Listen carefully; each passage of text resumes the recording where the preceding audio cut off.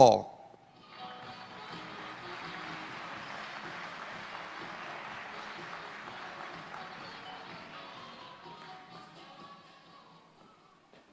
Isn't it great to have a president who enforces the rule of law again, finally?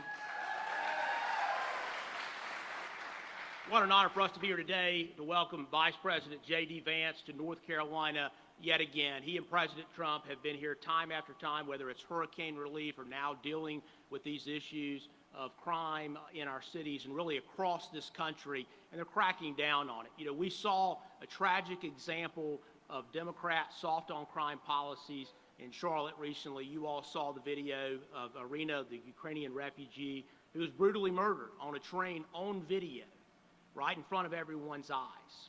And this was an individual who murdered her, who had interacted with law enforcement time and time again. And it's not the cops on the street's fault. They're arresting this person and they're taking him into the court system. And then you have soft on crime, left-wing Democrats, whether they be a magistrate or a judge, who are letting those folks go again and again, and the results are tragic, just like we saw in Charlotte.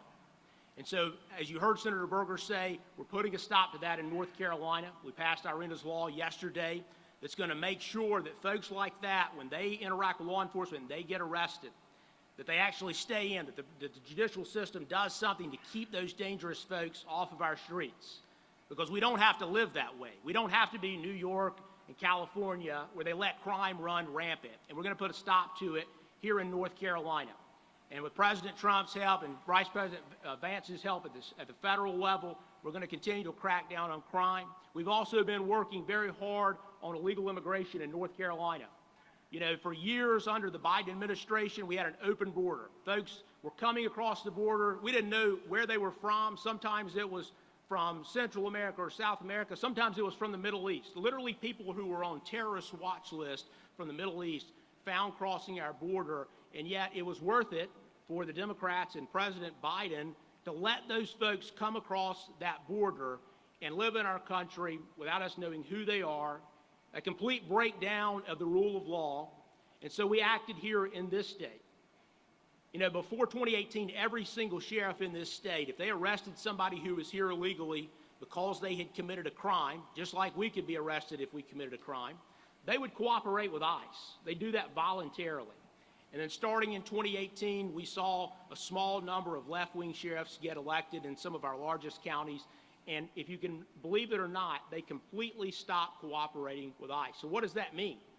That means they arrest somebody because they were charged with a serious crime in this state, and they also find out they're here illegally. And they query ICE, and ICE says, we want to come and take that person. And there were sheriffs who would refuse to cooperate with them, period. Simply would not hand that person over to ICE if they had a detainer. And so we've changed the law. We've made it to where sheriffs had to cooperate with ICE. And we were down to just one or two left who were not wanting to cooperate. And so we've fixed that yet again, because if you're here in this country illegally, you've already broken the law, quite frankly. If you cross our border without authorization to do so, that is a crime.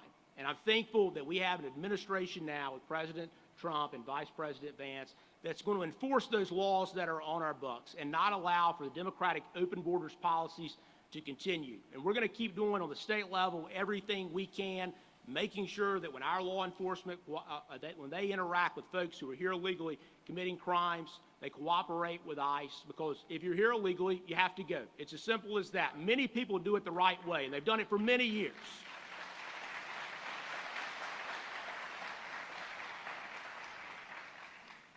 But thankfully, again, we've got an administration who's partnering with us in that and upholding the rule of law. So I can tell you, on behalf of my colleagues in the State House as well as the State Senate, we're committed to public safety in this state, because, as President Trump says, if you don't have public safety, we don't have a country. And the same thing in North Carolina. If our streets are not safe, no matter where it's at, no matter whether it's in a small town or whether it's in uptown Charlotte, if we don't have safe seats, we simply do not have a country, and we don't have to live the way we have, putting up with violent crime. We're going to put a stop to it. We're going to continue to work with the Trump administration to make sure that happens. Honored to be with you all here today. Thank you for coming out and supporting this administration and Vice President Vance.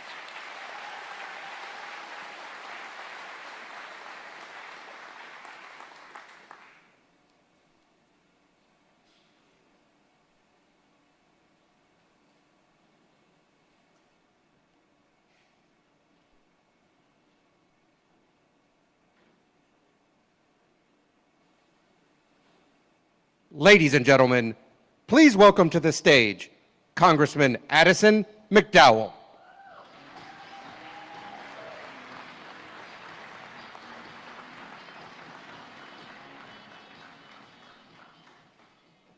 Well, Cabarrus County, it is an honor to stand here today ahead of our great Vice President JD Vance.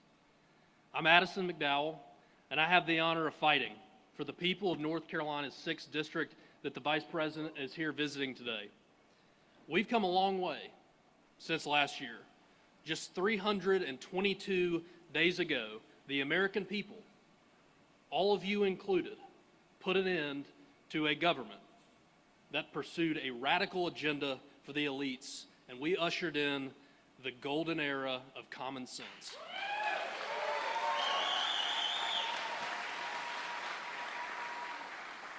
In less than a year, Republicans have delivered time and time again, despite opposition from our friends in the fake news and the Democrats in Congress.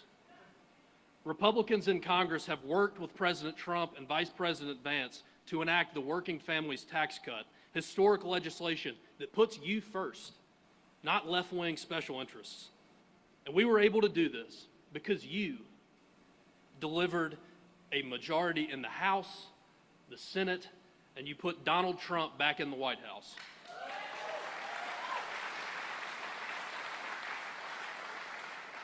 Now, Democrats voted for a 40% tax increase for you.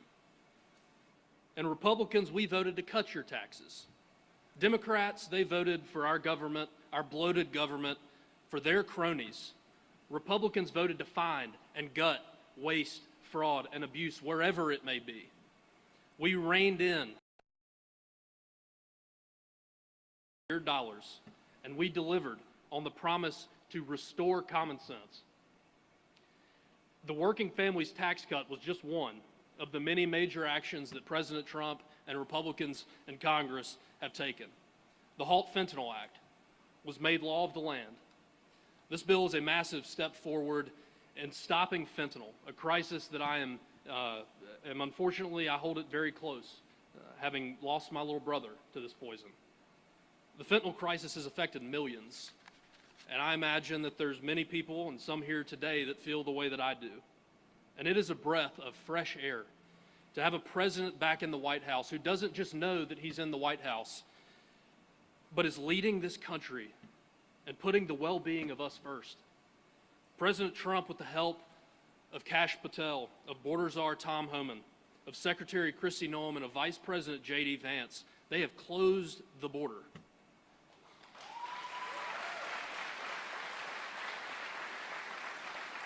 They have shown us that it starts at the top, and when the priorities of the executive branch align with the priorities of the American people, great things can happen.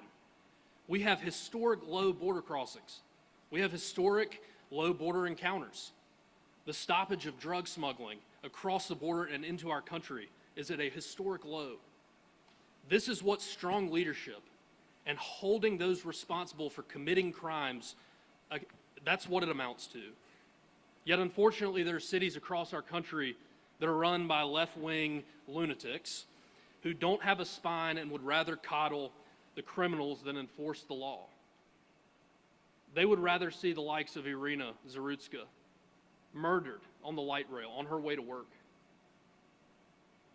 They would rather see that than to lock up dangerous criminals who have been in and out of our system. The police, they did their job 13 times. And these far-left activists that call themselves judges, they failed us 13 times. They let an unhinged and an unstable man out into the community, leading to the horrific murder of Irina that should have never happened. But what President Trump has shown us is that if we want clean cities, if we want safe cities, all it takes is leadership and enforcing the laws that are already on the books. In Washington, D.C., our nation's capital, through President Trump's leadership, for the first time ever in the history of the city, we went 11 days without a murder. That has never happened before. And if far-left politicians in American cities refuse to protect those they are there to serve, President Trump will. Americans rejected Democrats Their radical agenda of high taxes, of open borders, of coddling criminals, of men and women's sports, and of transgender surgeries for minors. Republicans, we will not back down. We will not cave. We are here to put America first, restore common sense, and to make America great again.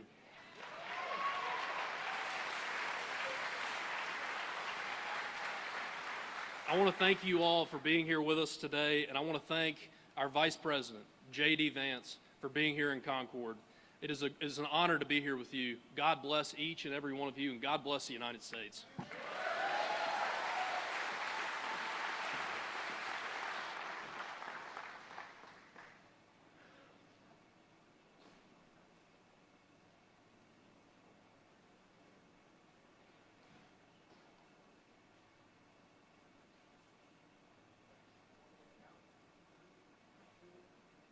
Ladies and gentlemen, please welcome to the stage Congressman Mark Harris.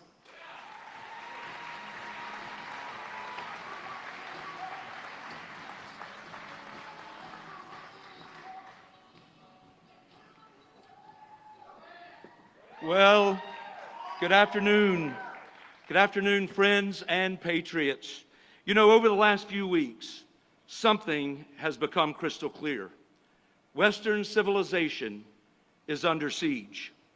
Violent criminals roam free in Democrat-run cities. And worst of all, innocent people are silenced, even killed, for their beliefs. The recent tragedies in North Carolina and Utah have shaken our country to its core. As we've already discussed today, 23-year-old Irina Zarutska was stabbed to death by a repeat offender on a train in Charlotte, just outside my district, not far from where we are now. And 31-year-old Charlie Kirk was assassinated for sharing his ideas and his love of God and country. But these tragedies are not isolated incidents, but signs of a national epidemic of lawlessness and division that threatens the very fabric of our society. Irina and Charlie have opened many eyes to the battle being waged against our nation. But this war isn't just against America. It's an assault on the entire West. But we cannot let fear silence us. Their deaths should only fuel our resolve. We must protect the West and all it represents. And I'm glad to say that's exactly what the Republican trifecta is doing. While pro-crime Democrats have tried to ransack our nation, we've been fighting back against all their attacks. And we're off to a great start. Whether you want to call it the One Big Beautiful Bill, or whether you want to call it the Working Families Tax Cut, I'm just here to tell you, it codified 28 of President Trump's executive orders and has delivered major wins across this nation. Radical progressive Democrats used your hard-earned tax dollars to bankroll a border invasion of over 10 million illegal aliens, to export woke ideology across this globe, and to weaponize federal agencies against everyday Americans. I'm telling you, call it a big beautiful bill or a working families tax cut, with President Trump and Congress working together, seeing that law signed, that era is over. We voted to secure our borders by funding 10,000 additional ICE agents, 3,000 Border Patrol agents to carry out mass deportations and immigration enforcement. Call it the Big Beautiful Bill or Working Families Tax Cut. It's going to fund the border wall completion, just like we promised.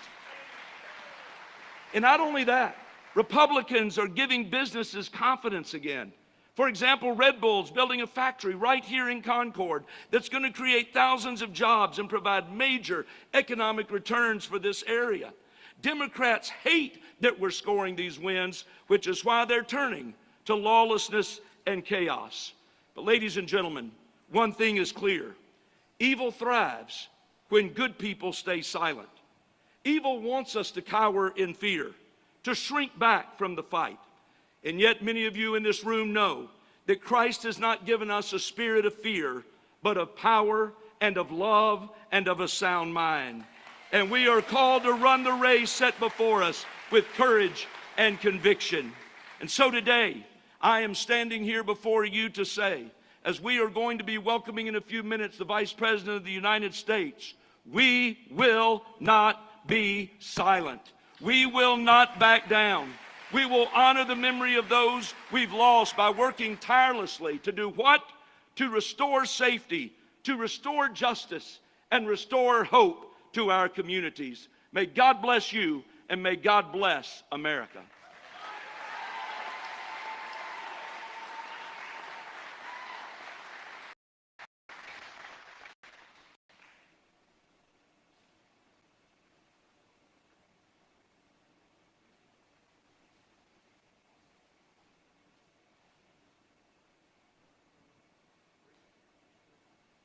Ladies and gentlemen, please welcome to the stage Senator Ted Budd.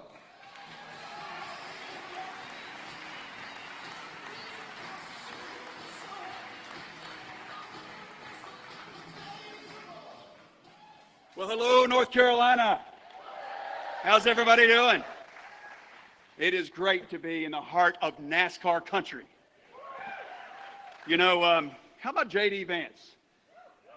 He is doing a heck of a job, and he did a heck of a job in passing the Working Families Tax Cut Act that we are all benefiting from right now. You know, one of the things I do every 2-year period, these are 6-year terms, but every 2-year period, I go through all 100 counties. I'm from Davie County, but I go through all 100 counties and visit folks and say, look, I don't want to go. One of my promises was not to go all D.C., so I want to hear what's actually happening here around North Carolina. And when I talk about the Working Families Tax Cut Act, what they tell me is that they love no tax on tips. They love no tax on Social Security. They love no tax on overtime. And when I talk to the farmers, whether it's way out east or way out west or right here in my home county, just a few counties away, they say, thank you for allowing us to pass our farm from one generation to the next. And when I talk to law enforcement, and boy, we got a lot of great law enforcement right here. Hey, guys.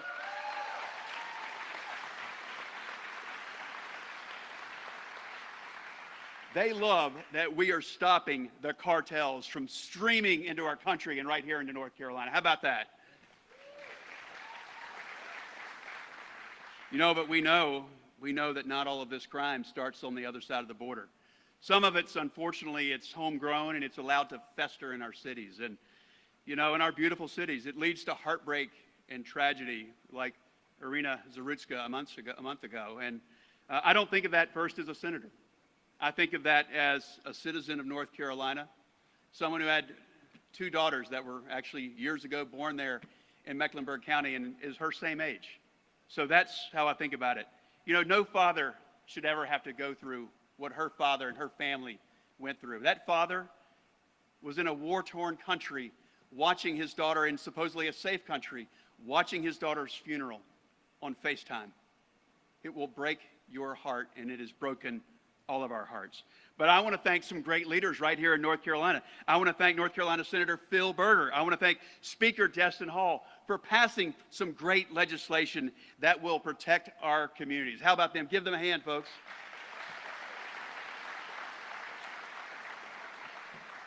You know, people feel safer. Law enforcement feels supportive.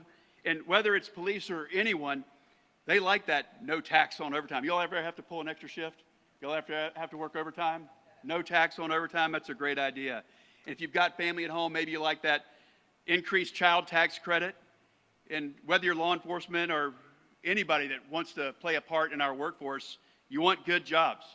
And maybe they like my piece of the legislation in the Working Families Tax Cut Act, which was the Pell Act, which helps support high-quality, short-term education. You know, not everybody needs a 4-year degree. Not everybody needs a 2-year degree. But sometimes you just need the skills to get right into the workforce and go to work. Maybe it's somewhere like Red Bull coming up. Maybe it's another manufacturing. Maybe it's on one of these great NASCAR teams here. But you just need some short-term education, and that's what the Pell Act does, so that we can keep growing North Carolina's economy and making America great again. Thank you. God bless you. Let's welcome JD Vance in a few minutes.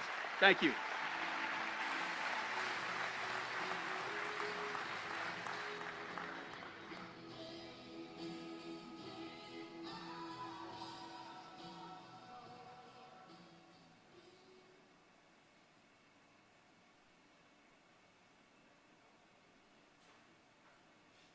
Ladies and gentlemen, please welcome to the stage Michael Watley.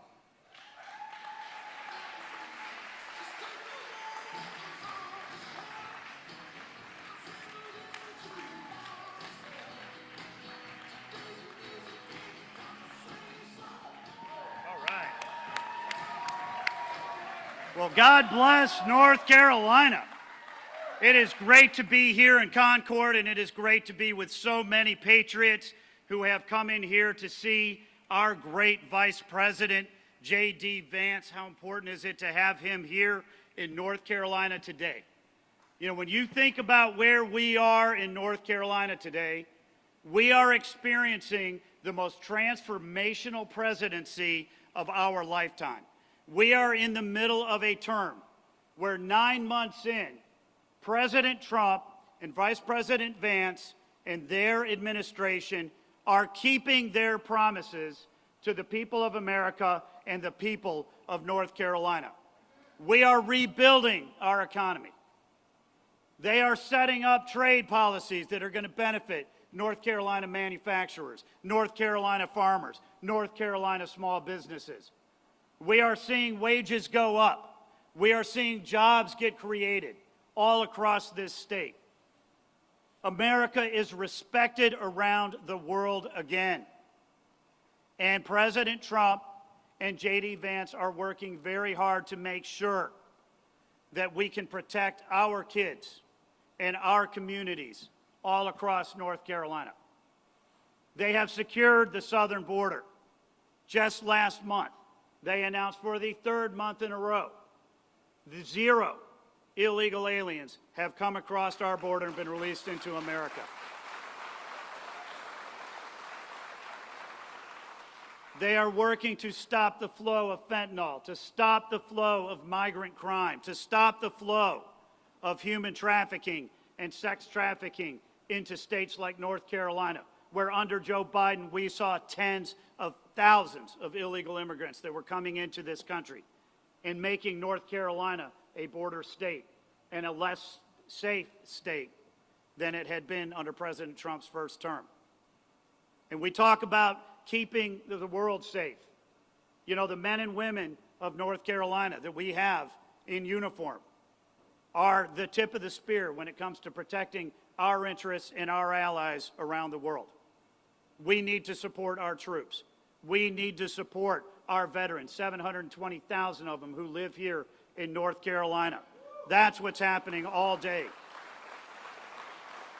every day with President Trump's administration. So it is a real pleasure to have Senator Vance down here.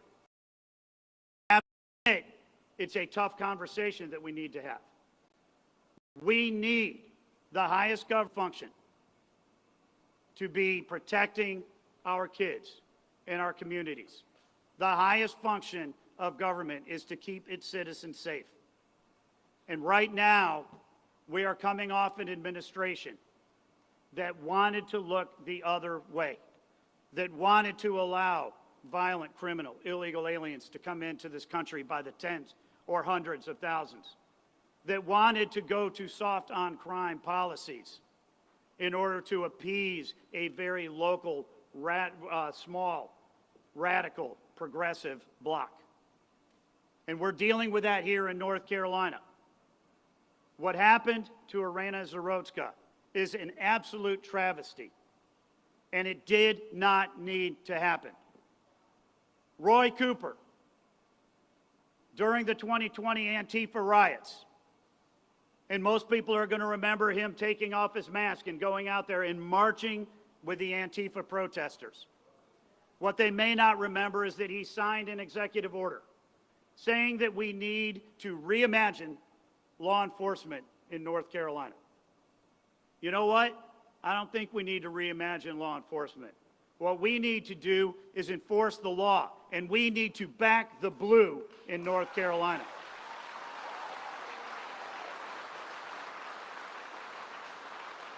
We need to make sure that people like DeCarlos Brown Jr., who are arrested 14 times, are not going to be released 14 times and back on the street. That man should have never been on the street. He should have never been on that car. And he should not have been in a position to take that life. We heard just last week another guy in Charlotte had already been arrested and released 9 times this year. Folks, it's only September. That's one a month.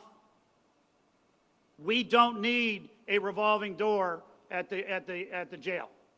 We don't need soft on crime policies like Roy Cooper brought to North Carolina. We need to keep our kids and our communities safe. I want to thank Senator Berger and Speaker Hall for their great leadership in passing in just 2 days legislation to roll back Governor Cooper's soft on crime policies, to roll back the look the other way policies he had brought in. Senator, thank you. And I called them last week and said, you need to pass this type of language. You need to roll back these policies.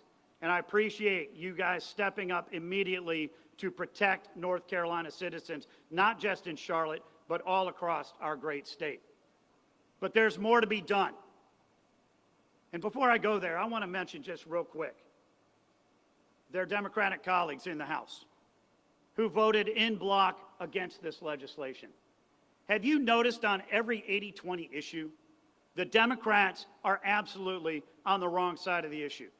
When it comes to the big, beautiful bill, to extending President Trump's tax cuts, no tax on tips, no tax on overtime, no tax on Social Security, 70% approval in North Carolina, every single Democrat voted against it.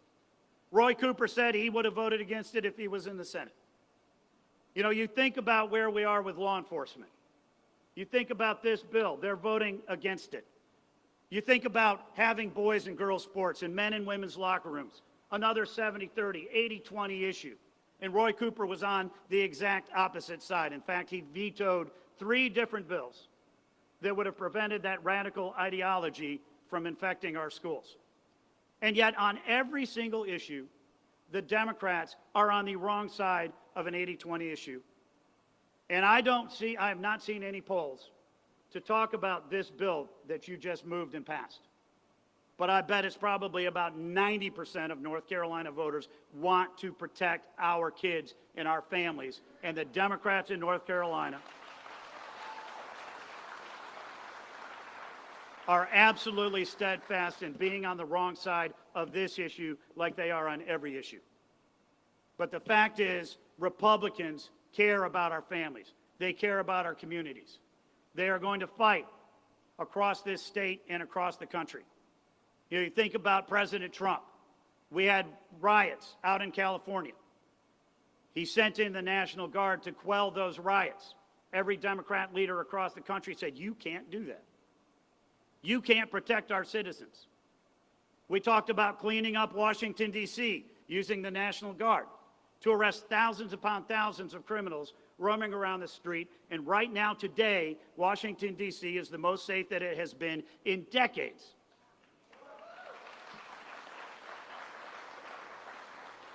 So President Trump and JD Vance have a vision for a safer America, to back the blue, to keep our communities safe, to protect our families.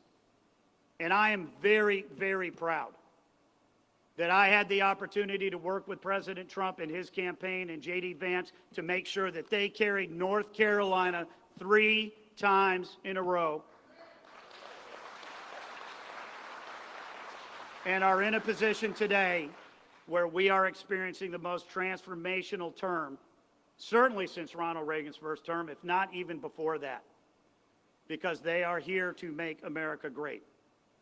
And I am very excited that the Vice President chose today to come down here and talk to our law enforcement community and talk to our great patriots in North Carolina about the issues that really, truly matter. And I am excited to be running for Senate so that I can be a voice for all of the North Carolina families and communities, and I can be an ally for President Trump in the Senate.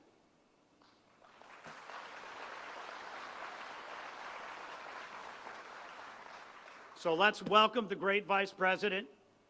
Let's make sure that when he comes out here, we give him a North Carolina, welcome, and welcome him to God's country. And I want to thank all of you for being here today, but most importantly, I want to thank our law enforcement community, the men and women who protect us.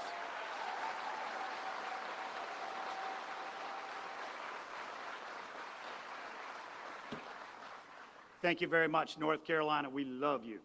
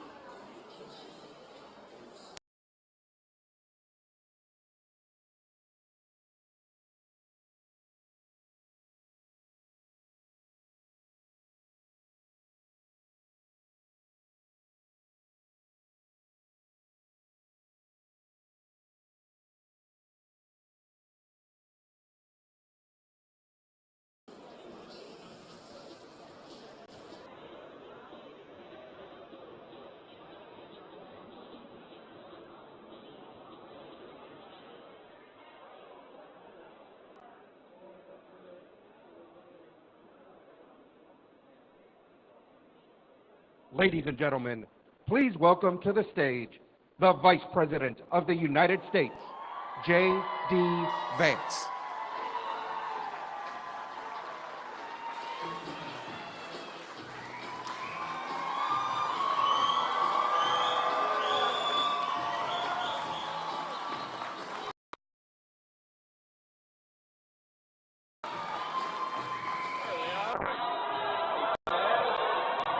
How we doing?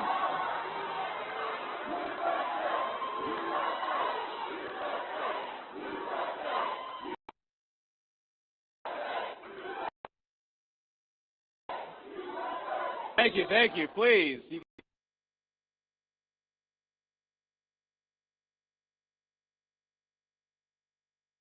North Carolina, thank you all so much for having me. I want to thank, first of all, these incredible law enforcement officers we have behind us. Thank you all for your service and for what you do.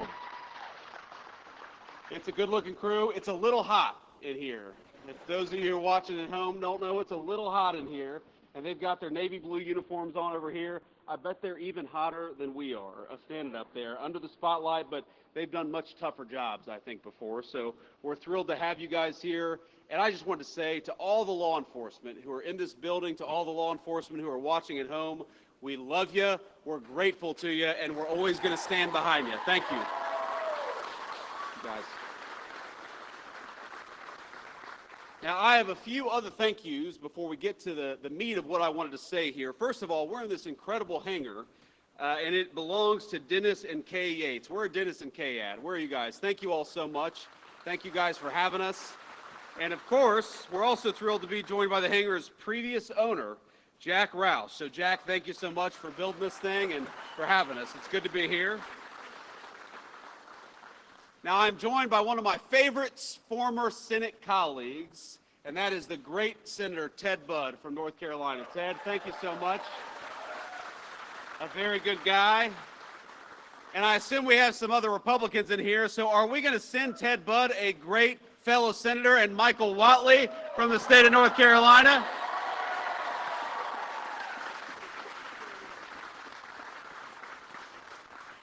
Now, Michael Whatley, I got to know, he was the RNC chair. He was a great friend of me and of the whole administration during the loves.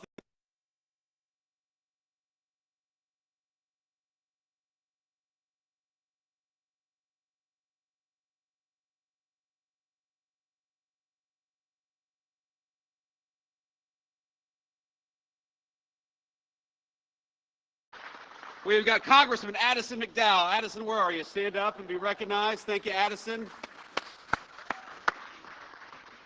All right, this is your first term, right? Are you happy what you signed up for? That's good. Okay. Let's be honest, he couldn't say no, even if he wanted to, but he loves serving the great people in North Carolina and Washington. He does a very, very good job.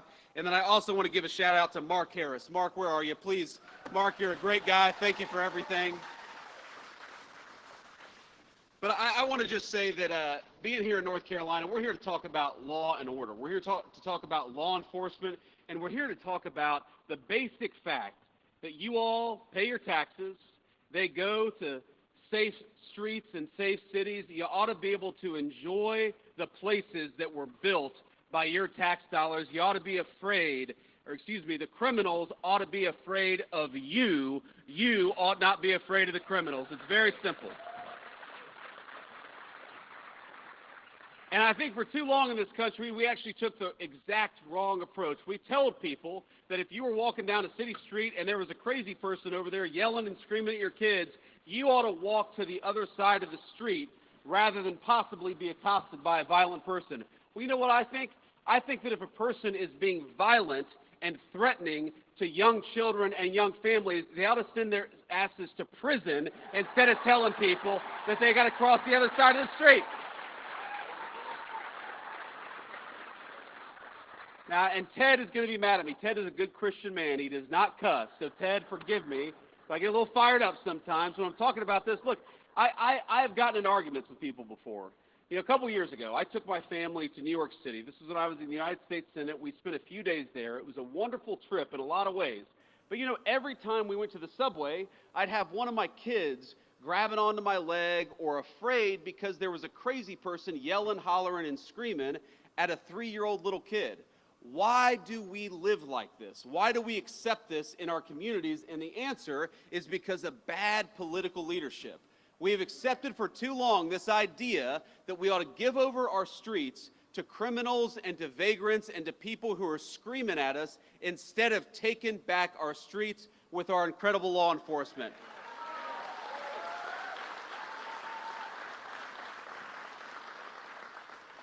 And there are so many things that we can do. You know, in Washington, D.C., the first 2 months that we surged the National Guard, that President Trump surged the National Guard into Washington, D.C., there were no murders. Not a single murder for 2 weeks in the streets of Washington, D.C. And you know, we have all these world leaders who come. And we'll tell them, you know, we haven't had a murder in Washington, D.C. in 2 weeks. And these world leaders will look at us and say, is that supposed to impress us? Like, that doesn't sound very good. But you know, to Washington, D.C., which averaged last year a violent murder every other day, 2 weeks without a murder was a hell of a track record. And then we just surged the National Guard to Memphis, Tennessee. Again, a Democrat city in a red state, but where the mayor said, we are sick of our people being afraid to walk safely on the streets, so why don't you help us? And that's our basic attitude in the Trump administration is, look, we should not allow people to take over. We should not allow these violent criminals to take over city streets. And if the local government wants our help, if the local authorities want our help, then we are going to help them because we stand for American safety everywhere, whether it's a big city or a small one. Thank you, young man. So this is what it means. Being pro-law and order is actually not that difficult. There are some things we do, some issues we address.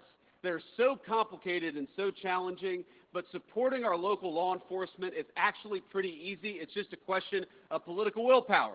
Here's thing number one, very simple. If our great police officers find a violent criminal and lock them up, we ought to keep them locked up instead of letting them back on our streets with a slap on the wrist.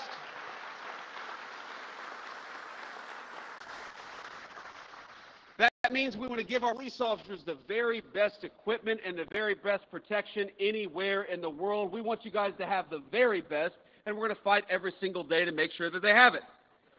It means punishing state and local jurisdictions that restrict your ability to do police work. They just want to do their jobs. They ought to be allowed to do it. And it means pursuing enhanced sentences for violent criminals, like the violent criminal who murdered that poor innocent girl in Charlotte, North Carolina just a couple of months ago. And I want to talk about her for a second because I think, we got a beautiful baby over there. How you doing, ma'am? Yeah, I would like to. How old is she? 6 months old. Beautiful. Thank you. Thank you for bringing her. We want law and order for her above all else, right? That's why we're doing what we do.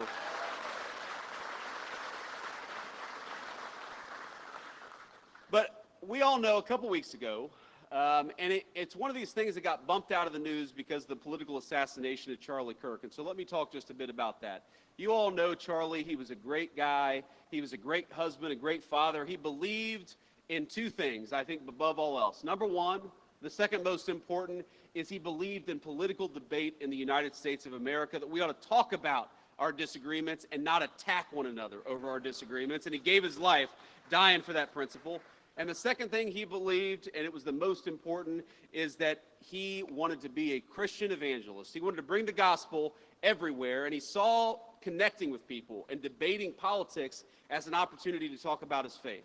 And I think it's important to honor him by recognizing that this is a kid, and he died at 31 years old.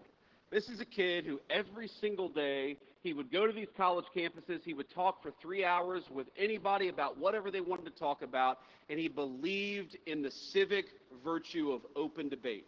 He gave his life to protect that civic virtue, and he gave his life serving that civic virtue at the highest level. He was a great guy, and his loss was the nation's loss. And Erica, we love you. Erica's his beautiful widow. And I think you all will join me in saying that what happened to Charlie was disgusting, it was unacceptable, and it is the most anti-American act of violence that we've seen in the last couple of weeks in this country. It was a disgrace.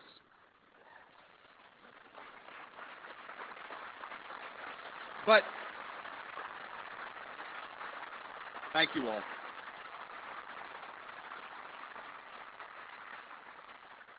I appreciate that, and the thing is, it actually bumped out of the news, this terrible story in Charlotte. And here's the basic summary, as far as I can recall it, is you have a violent criminal who has been arrested 14 times, often for very violent offenses, who gets on a bus with an innocent young girl, 22 years old, and slits her throat, and she dies. She died because she was coming home from work. She worked at a pizzeria. She came from a beautiful family. She had a young boyfriend. She had her entire life ahead of her. And she was actually a refugee from Ukraine. So she came from a war-torn country. She sought shelter in the United States of America. And because of soft-on-crime policies, she was murdered here, not in the war-torn country she came from. Isn't that a disgrace? And isn't that an insult to the incredible law enforcement officers who arrested this person 14 times? They did everything that they could to keep this thug off the streets, and it was the political leadership that failed, and we got to be honest about that. I saw former Governor Cooper say, and this is Michael Whatley's opponent, former Governor Cooper said just a couple of days after the attack that we have got to do more when it comes to law enforcement to keep people like this off the streets. And my response was, Governor, he was arrested 14 times. Law enforcement did their job. It's time for you to do your job.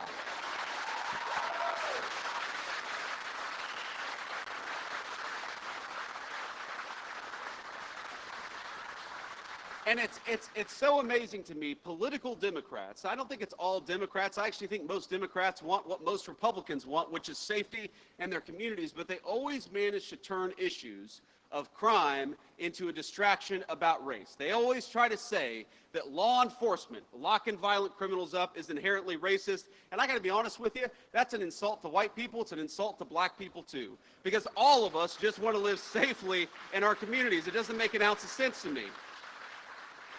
But I actually, because of these Democrat talking points, I went and looked up. Do you know that in most big cities, the gross majority, over 90% of violent crime is committed by fewer than 1% of the city's residents?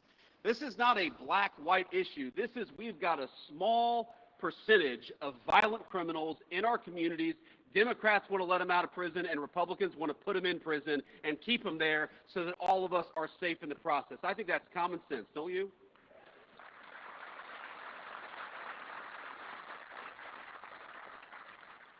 So I also got to talk a little bit about another law and order problem. I said Charlie Kirk's assassination was the most political and disgusting violence that we've had in this country in the last couple of weeks, and that was true maybe until this morning, because I don't know if you all have followed the news, and we're still learning a little bit about it, but what we know is that in Dallas, Texas, an ICE facility, enforcement extremist, a person who wrote anti-ICE messaging on their bullets, and there's some evidence that we have that's not yet public, but we know this person was politically motivated. They were politically motivated to go after law enforcement. They were politically motivated to go after people who are enforcing our border, and I think that is the most disgusting thing. The very people who keep us safe ought to be honored and protected and praised by Democrats and Republicans alike. It is time to stop the rhetorical assault on law enforcement. Because here's what happens. Because here's what happens when Democrats like Gavin Newsom did say that these people are part of an authoritarian government. When the left-wing media lies about what they're doing, when they lie about who they're arresting, when they lie about the actual job of law enforcement, what they're doing is encouraging crazy people to go and commit violence. You don't have to agree with my immigration policies. You don't have to agree with Donald Trump's immigration policies. But if your political rhetoric encourages violence against our law enforcement, you can go straight to hell, and you have no place in the political conversation of the United States of America.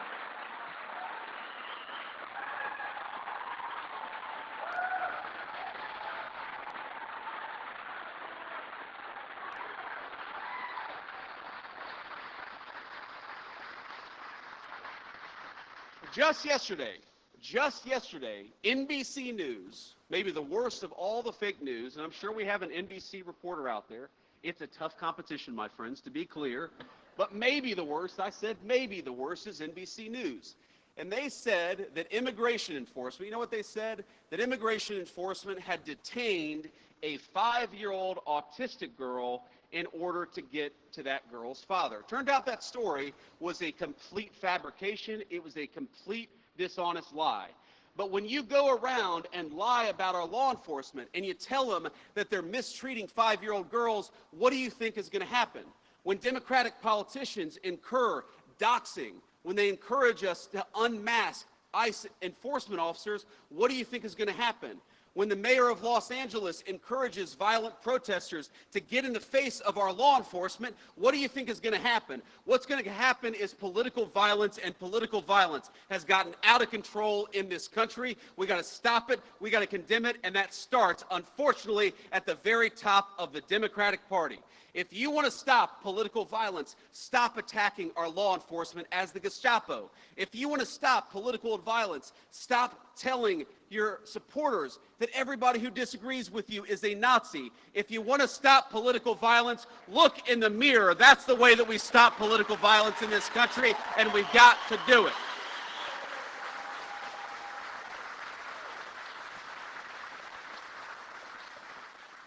And while we're all mourning and rooting for and praying for everybody who was injured at that ICE facility, and as far as we know, it looks like some of the detainees, in other words, some of the potential illegal aliens, were some of those who were affected. Look, just because we don't support illegal aliens, we don't want them to be executed by violent assassins engaged in political violence either. So we're praying both for our ICE agents, but also for everybody who's affected by this terrible attack. But that was an ICE facility. And as these guys behind me know, and a few of our police officers know, police officers writ large face too many threats of violence all across the United States of America. And we know where it started. We all remember the summer of 2020 when all of these violent protesters were encouraged to treat police as the enemy instead of as the solution. You'd take 1,000 police officers, you'd find one person who didn't do something perfect, and use that one guy to tarnish the other 999 police officers. Well, I would like everybody, whether a Democrat, a Republican, or an independent, especially those in political leadership, can we all just agree that our police officers are heroes, that they are public servants, and that the first and most important step of keeping all of us safe is to keep our police officers safe, because they are the thin blue line between civilization and chaos. Thank you all.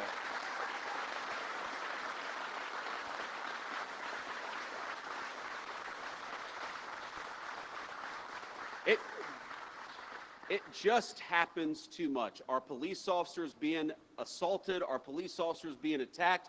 You have these crazy attacks where you have a cop in a squad car who's enjoying their lunch break, and somebody comes up and summarily executes them before the cop even had a chance. It happens way too much, and it happens because too many of our political leaders have encouraged it. Now, it's not just that. It's not just the rhetoric that encourages violence against our law enforcement. You know, when I was in the Senate, there was a big bill that was going around, and it was basically that we were going to try to eliminate qualified immunity from police officers, one of the most disgraceful and worst ideas that I've ever seen. In other words, that we were going to make it easy for criminals to sue police officers for doing their job. Now, does anybody think, when you see the fake news media and the way they attack our police officers, does anybody think that we need to make it harder for our police to do their job? Some of America's cities today have worse murder rates than the very worst third world cities all over the world. That's not a joke. You go to Port-au-Prince, Haiti, or you go to some of the poorest countries all over the world, even those countries have a better murder rate than Washington, D.C. or some of the major American cities. Some of them have better murder rates than Charlotte, North Carolina. That's a disgrace. All of us should be asking, how do we make that better? How do we make people safer in their communities? How do we make it easier for a young family to walk down the street in security and comfort? But unfortunately, we have got a crew of violent radicals in the United States of America who think we ought to make it harder for police to keep us safe than easier for police to keep us safe. So here's one thing I'd like to do. I'd like every single Democrat starting today, and every Republican too, while we're at it, to say that we are going to defeat these efforts to strip immunity from our police officers. We're going to make it easier for them to do their job, not harder for them to do their job. Let's fight for it every single day.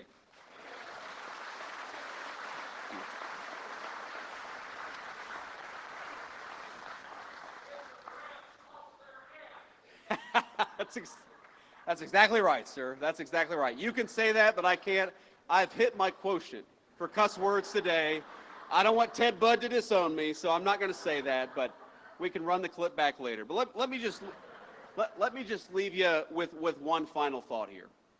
Look, I was asked earlier today by a reporter I actually like, but a reporter who said, well, don't both sides have crazy people? And of course, obviously, country of 330 million people, of course, both sides have crazy people.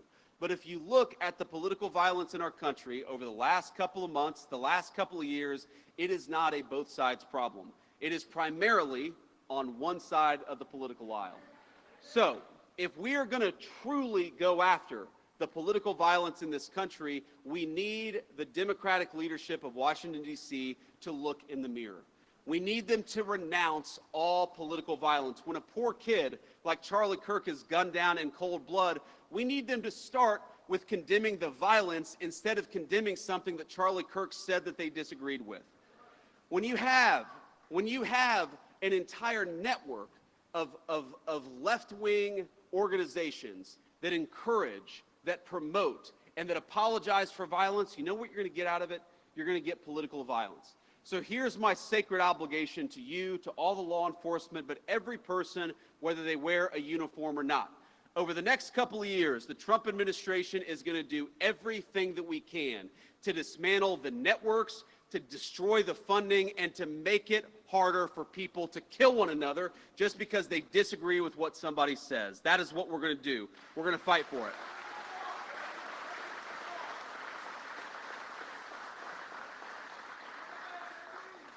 Let me just leave you with this one final thought. Now, most of the time when I go around to events like this, I'm talking about our big, beautiful bill, our working families tax cuts. And I want to leave us just with a reflection on that, because that promote and that apologize for violence, you know what you're going to get out of it? You're going to get political violence. So here's my sacred obligation to you, to all the law enforcement, but every person, whether they wear a uniform or not. Over the next couple of years, the Trump administration is going to do everything that we can to dismantle the networks, to destroy the funding, and to make it harder for people to kill one another just because they disagree with what somebody says. That is what we're going to do. We're going to fight for it.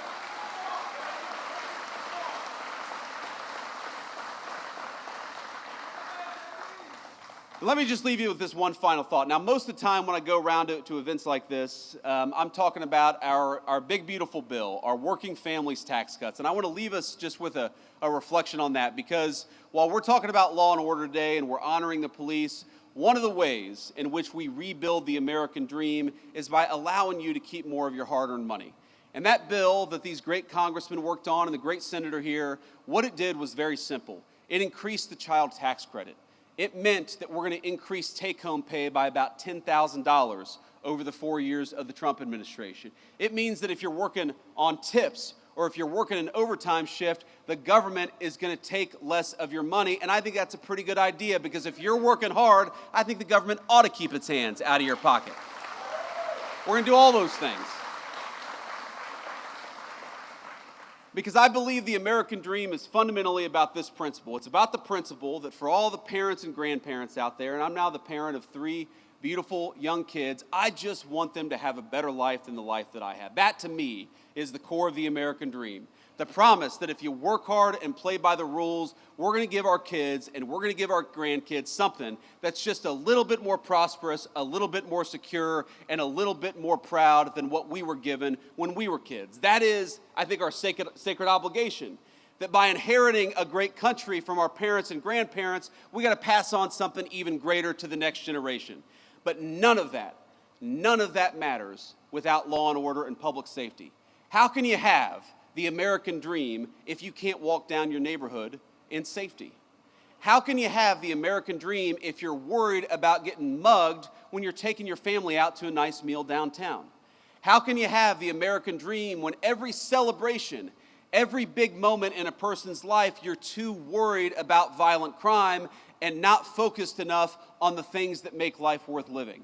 One of the things that we have got to get back to remembering is that if we want to preserve the American dream, we've got to preserve the right of everybody, rich or poor, to live in safety and security in their neighborhoods. You know, when I grew up in Middletown, Ohio in the 90s, we didn't have a whole lot of money. I was raised by a woman who struggled very often to put food on the table and clothes on her back. Mamaw. Everybody loves Mamaw. Most of all me. But you know what? For all of the problems that we had, for all the times that Mamaw was worried about where our next meal would come from, for all the times that Mamaw was sometimes terrified that she wouldn't be able to make an important bill payment, we never worried about public safety. And the reason we never worried about public safety, the reason she knew I could go across the street and play in the park in safety and comfort, is because we had something in this country. And that was a recognition, Democrat and Republican, that we stood with law enforcement and we stood with their mission. It didn't matter what your political affiliation was. We wanted to support people who kept our communities safe. And that's something we've gotten away from, because a lot of the people who report on the news, a lot of the people who actually make policy in Washington, D.C., let's be honest, they are wealthy people who can block themselves off from the consequences of the policies they impose on the rest of us. Now maybe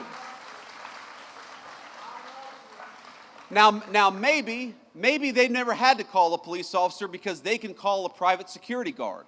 Maybe they've never had their home broken into because they live behind a gated community.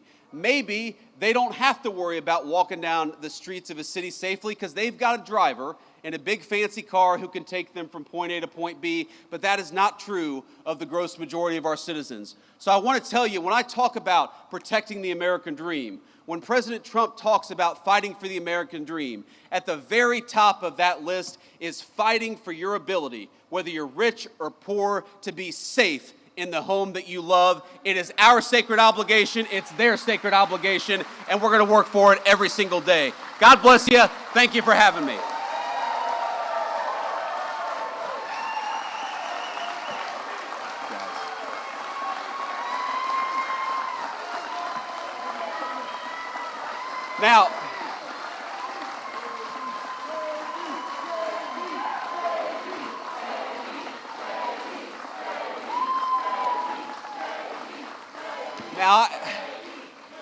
Now I forgot. I told the fake news, and I'm sure there's some real news back there. I told them I'd take a few questions. So I'm not getting out of here just yet. We'll take a few questions from the reporters. I would prefer to start with some of the local North Carolina folks, and then we can take some national questions after that. Do we have a microphone back there? Hey, Vice President. I can't see you. Over here. Yes, Mr. sir. Vice President, Thank you. thank you for taking questions from us, and thank you for visiting Concord. You referenced the awful death of Irina Zarutska. I'm just curious, have you had the chance to watch that awful video that was released by CATS, and what your thoughts are after viewing it? Well, yeah, you know, I've honestly seen a lot of gruesome footage, some involving my friends over the last couple of weeks. But the footage of Irina getting stabbed to death is very hard to watch. And I have not seen the whole video from start to finish. I had to cover my eyes for part of it because it is so gruesome. And maybe I should just stare at it. Maybe all of us should stare at it to know the kind of evil that we're actually confronting, because what happened to her was really, really disgusting. And I think it comes from a deep and dark and evil place that exists, thankfully, in a very few number of people, but those people we ought to lock up in prison so they can't get anybody else. But when I saw that video, you know what really got me as a father? I've got 3 little kids, 2 boys, and my youngest is a baby girl. She's 3 years old. She is the apple of my eye, as you dads will know. Daughters just have an effect on us. They get away with more stuff. They don't they? It's kind of annoying, actually. She gets away with things she should not get away with, that her brothers would never get away with. But I look at this girl who's 22 years old, and I think to myself, you know, I would love for my daughter to have the kind of life where she never has to worry about that. And there's this moment where she looks up at her attacker and she covers her mouth, and you realize what's going through her head. She knows that something very terrible has happened to her, and I hope that she didn't realize it for too long, because that is unimaginable suffering. But if you're a man, I don't care what skin color you are, I don't care whether you're rich or poor, but if you're a man and you see the pleading eyes of a girl looking up for protection, then we have to protect our girls and our women in this country.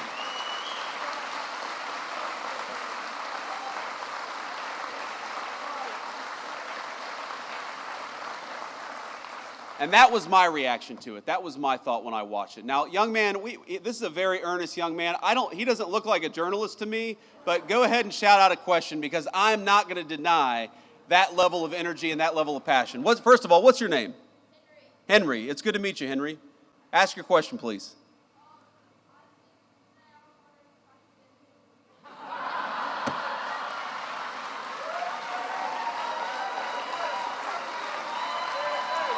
Come up here.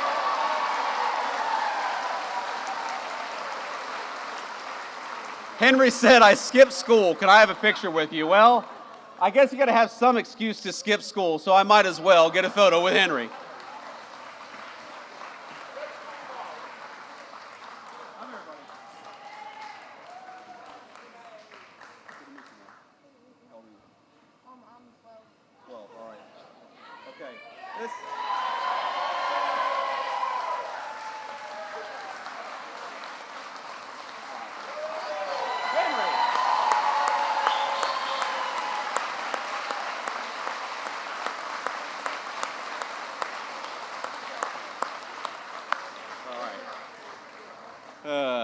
Now the next reporter is going to be, hey, I'm from CNN. Can I get a photo with you too? I wish that I got questions that easy. I'm not holding out hope. Sir, can we get you a microphone? I can't hear you, sir. Gotcha. I'm Jordan Green with Raw Story. President Trump and other speakers here have blamed former Governor Cooper and the mayor of Charlotte for Irina Zarutska's death. Do you also hold the North Carolina General Assembly responsible, who set the laws governing pretrial release that may have affected this crime? Well, look, I think every politician who didn't work hard to keep violent criminals behind bars deserves to have some of the blame. But at the very top of that list is Governor Cooper. Because at the time that we were pushing these soft-on-crime policies, Governor Cooper was the man in charge. Now, I know we've got some great North Carolina legislators, and I might call them out if they're here. Do we have North Carolina House Speaker Destin Hall? Where's Destin at? Destin, thank you, man. We got Phil Berger here. Phil, thank you so much. Senate President Pro Tem. We've got County Sheriff Van Shaw. Where's County Sheriff Van Shaw? Thank you, sir. We've got Cabarrus County DA Ashley Shanley. Is it Shanley? I got that right? Okay. Of course, we got North Carolina GOP Chairman Jason Simmons. Jason Simmons that's a celebrity in the Trump White House there. North Carolina Labor Commissioner Luke Farley. Luke, where are you? Luke, thank you. And I know that our great North Carolina local legislators here have worked very hard to solve some of these soft-on-crime policies and make it harder to let violent criminals out so easily, and to demand that when you have a violent criminal who goes in, the person stays there and doesn't get a slap on the wrist and released to commit more crime in the community. That's what we want. We don't want a criminal justice system that goes after innocent people. We also don't want a criminal justice system that lets obviously violent felons out of prison without any real consequences. It's just very simple. And again, I go back to the statistic where we have got such a small number of people who commit so much of the violent crime if we just locked them up.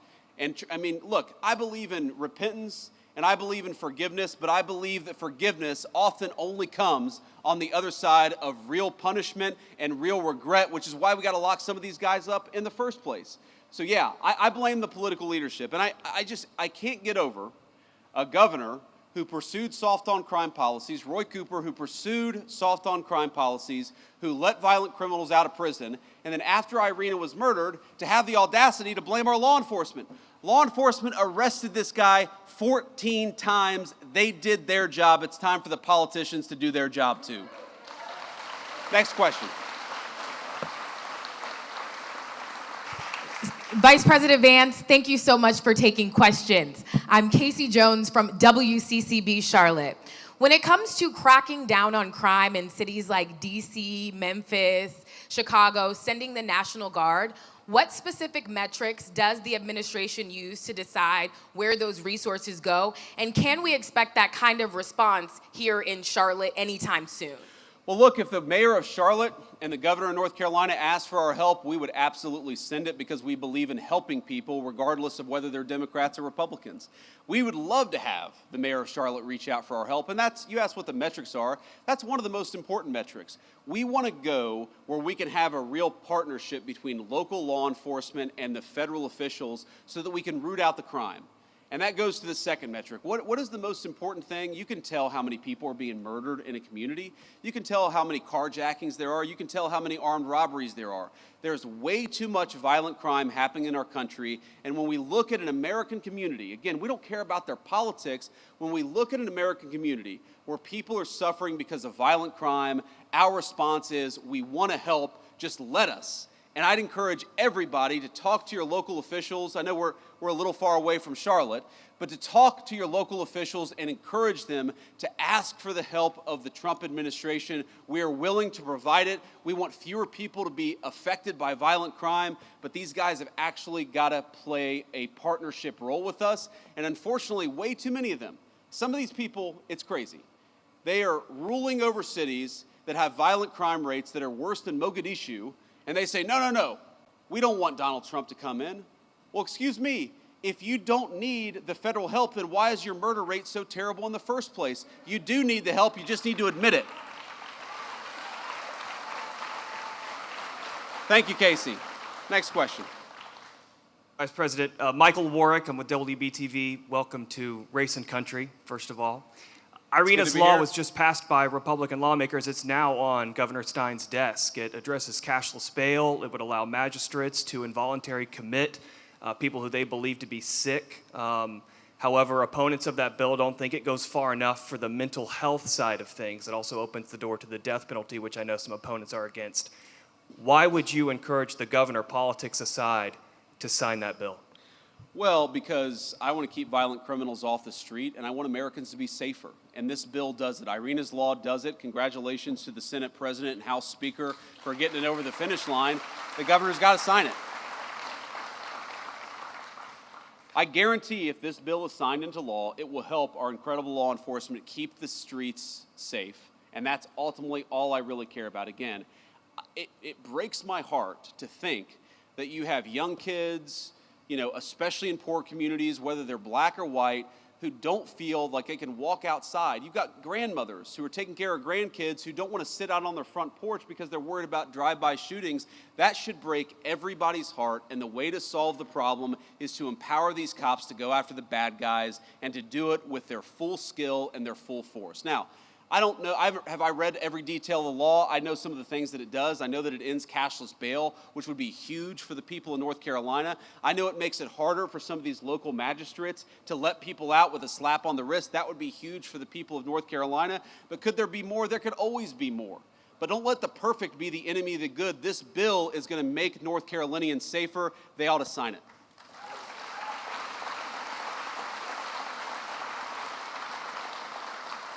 Hi, Mr. Vice President. It's Kit Maher representing the White House TV pool today. I just have two national questions for you, if you'll allow it. Go ahead. Number one, on Ukraine, President Trump said that Ukraine can fight and win back its territory. Could you explain the shifting stance there from stopping the bloodshed immediately, ending the war, and now saying that Ukraine should fight? Is that a tactic to pressure Putin back to the table? We'll go ahead and do the second question. Yeah, second question. Yeah. Last year, when I was covering you on the campaign trail, you told Joe Rogan that the difference between Harris and Trump is that Trump is not trying to censor his fellow Americans. I'm wondering if you can square your fervent belief in free speech with what's going on now with Jimmy Kimmel and the FCC I'd love to hear your thoughts on both of those. Well, look, on the free speech conversation, I'm pretty sure that Jimmy Kimmel was back on the air last night, and to the extent that he's not back on the air, it's because he's not funny and has terrible ratings. This is not a federal government problem. This is...